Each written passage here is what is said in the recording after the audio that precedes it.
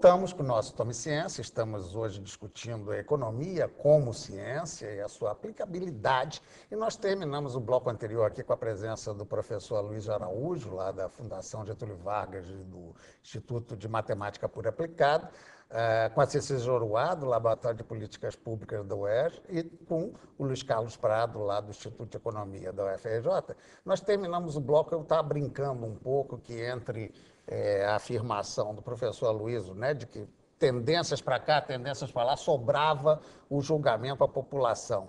Então, eu queria trazer um pouco dessas coisas que a gente está acostumado a ouvir para entender melhor das economistas. Por exemplo, a velha questão, aí até um presidente da República, o falecido Zé de Alencar, defendia, tem que reduzir juros. Não, mas se reduzir juros, aumenta a inflação. Essa gangorra, esse comando, isso realmente é correto, faz parte ou é decisão da política?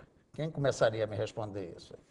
Vamos lá. Posso fazer algumas colocações. Olha, existem alguns princípios gerais que norteiam todas as correntes econômicas. Quer dizer, em última instância, se os recursos fossem finitos, não haveria um problema econômico. Há recursos finitos e a sociedade tem que escolher em que ela aplica. Agora, essa escolha não é uma questão estritamente econômica, é uma questão política. A própria carga tributária. Você tem a Suécia, por exemplo, tem uma carga tributária elevada e os Estados Unidos uma carga tributária baixa. Não compete aos economistas dizer se a carga tributária sueca é alta ou a carga norte-americana é baixa. É um problema de escolha da sociedade. Agora, se eu quero ter uma sociedade social-democrata com a Suécia, eu vou precisar ter uma carga tributária alta. Uma sociedade liberal com a americana pode ter uma carga tributária baixa. O que não é possível é você querer serviços de uma social-democracia com uma carga tributária modelo americano. Isso é incompatível. Então, essas discussões têm que ficar explícitas para a sociedade.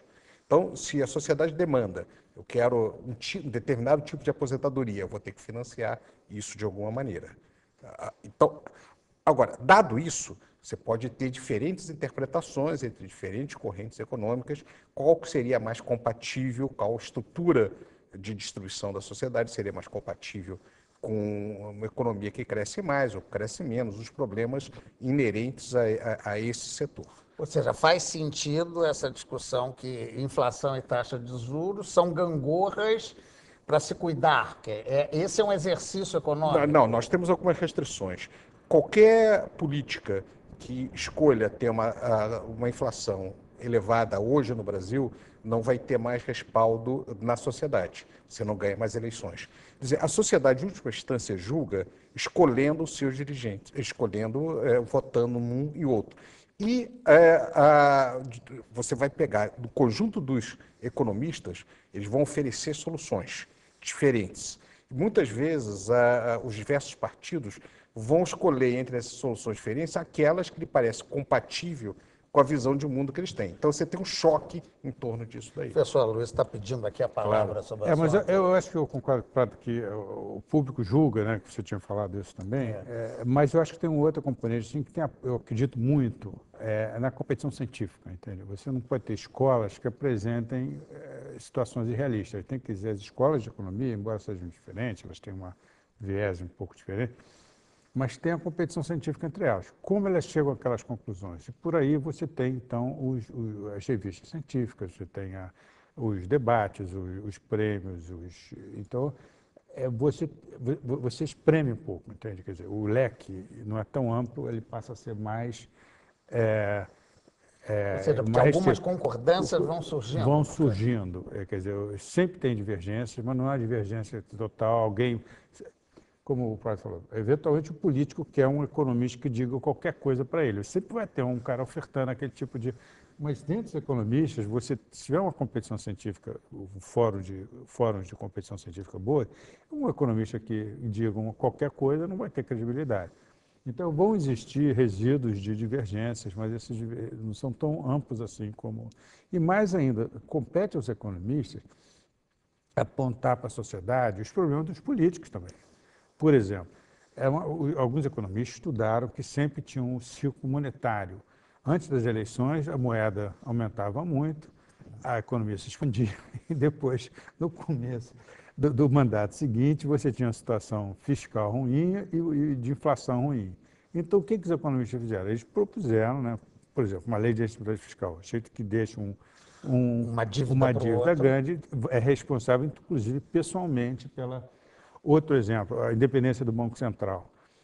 Se tem um presidente do Banco Central que pode ter seus problemas de outros lados, mas tem uma grande vantagem. Se tiver um presidente do Banco Central que, para agradar o político que escolheu ele, expande a economia antes das eleições, se ele tiver ele pode estar sujeito a esse tipo de influência, mas se ele tiver uma independência, ele não depender daquele político naquele momento, ele pode simplesmente não se submeter a esse tipo de pressão, porque a reputação dele vai estar em jogo. Então, você termina com essas inconsistências de política No monetária. caso, Então, eu são poderia dizer sugestões, que, no caso, dois isso... exemplos de sugestões que diminuem, digamos assim, que protegem um pouco o público da manipulação política. Eu poderia dizer, professora, que nesse caso a gente, dos exemplos dados aqui pelo professor Luiz, a gente ficou muito marcado por uma história, felizmente, já um pouco mais longínqua de planos. E era plano cruzado, plano real, plano... E os economistas sempre à volta com isso. Quer dizer, essas medidas todas, de certa maneira, modificaram. Agora, e o tal do mercado? Quem é esse tal do mercado? Esse é o problema. Quer dizer, quando se Eu não fala em consigo independência entender. do Banco Central, eu realmente sou contra, porque não É. existe independência. Qualquer medida de política monetária que você tome, e principalmente câmbio e juros, você prejudica alguns e beneficia outros. É por isso que um Banco Central não pode ser independente. Quer dizer, qual é a melhor maneira de orientar o comportamento do Banco Central? Acho que o Aloysio tocou no assunto. Quer dizer, política é submetê-lo à presidência da República. Por quê? Porque a presidência da República é o órgão que melhor exprime as preferências do eleitorado. Né? E se o eleitorado sabe votar, e eu acredito que o brasileiro vota particularmente bem, não é? Ele escolhe dentro dos candidatos o melhor.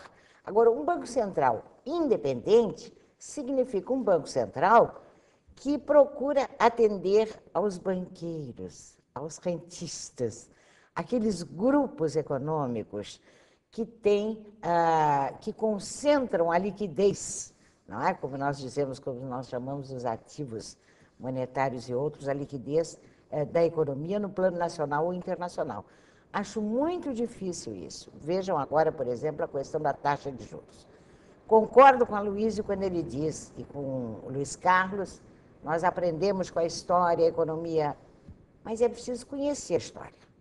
Eu digo que no Brasil as pessoas conhecem, não os economistas, os profissionais em geral, muito mais, em certas oportunidades, a história da Inglaterra, da França, dos Estados Unidos, do que a história brasileira.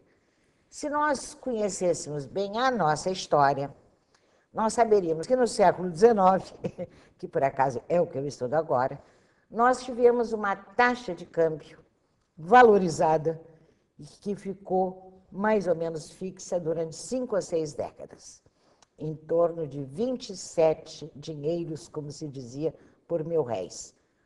Qual foi o problema? Muitos problemas, entre os quais a indústria não pôde se desenvolver.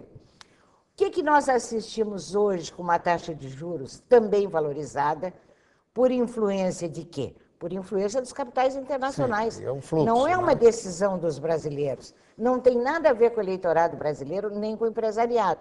Quer dizer, uma taxa valorizada, ela está acabando com a nossa indústria. Quer dizer, é justo. É justo. Bem, A palavra aí, é justiça. aí essa Nós interação, levamos né? 50 anos para montar um sistema industrial diversificado, competente, capaz de produzir inovações, que colocou o país como 10ª economia do mundo. Né? É justo que meia dúzia de bancos globais, de especuladores, joguem aqui a moeda que eles não sabem onde aplicar e que isto valorize o nosso câmbio e destrua o esforço de 50 anos para a montagem da nossa indústria? Bem, deixa eu aí citar um exemplo para jogar aqui para minha outra bancada. Não vou nem dizer da direita, porque hoje em dia quem está olhando aí são da esquerda. Então, esse troço já está meio superado, né? Depende do ângulo que a gente vê. Mas eu me lembro de uma convivência que eu tive muito grande com Barbosa Lima Sobrinho, que ele dizia, não, o Brasil tem que ser protecionista, tem que se cuidar do capital estrangeiro, porque a política mais protecionista que existe é dos Estados Unidos, que faz taxas e tal. Faz sentido isso, uma preocupação com esse caráter do global hoje em dia? Vamos relativizar várias coisas. Em primeiro lugar, eu acho importante relativizar, nós falamos que a ciência econômica ela avança e não há dúvida quanto a isso, existem muitos consensos, muda no decorrer do caminho, mas mesmo assim ela se mantém com divergência. Dá um exemplo. Eu acho que em nenhum outro campo do conhecimento você poderia ter, dividindo um prêmio Nobel, como aconteceu em economia, Myrdal e Milton Friedman dividiram o prêmio Nobel. São duas pessoas que pensam exatamente coisas opostas. Então, economia, você tem um pouco isso. Agora, mais uma vez, existem consensos importantes em torno dessas questões. A questão do protecionismo, ela serve para algumas coisas e não serve para outras. Por exemplo, quando você protege uma empresa que é absolutamente competitiva, que é capaz de produzir a custos mais baixos domesticamente do que estaria em outro local, apenas porque essa empresa consegue obter um determinado tipo de lobby, você está transferindo recursos da sociedade para esses proprietários. Se você faz isso no decorrer, dentro de uma estrutura de uma política industrial para alcançar um determinado fim, você está fazendo, em última instância, a partir de uma estratégia de desenvolvimento que vai alcançar um determinado tipo de resultado. Então, a questão não tem respostas simples para isso.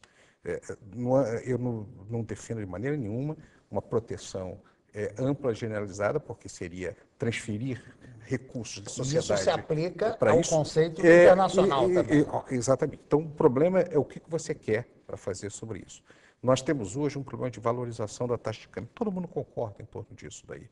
Como é que nós vamos lidar com isso? Tem várias estratégias possíveis, cada uma delas tem vantagens e desvantagens. Nós vamos ter que lidar com esse tipo de realidade. Os instrumentos, eles podem ser quantificados quanto às consequências.